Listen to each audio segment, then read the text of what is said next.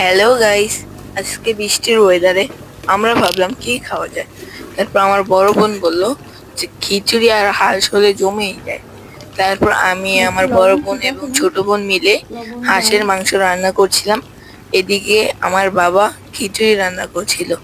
তারপর বৃষ্টির ওয়েদারে হাঁস এবং খিচুড়ি দিয়ে আমরা সুন্দরভাবে পেট ভরে খেতে পেরেছি।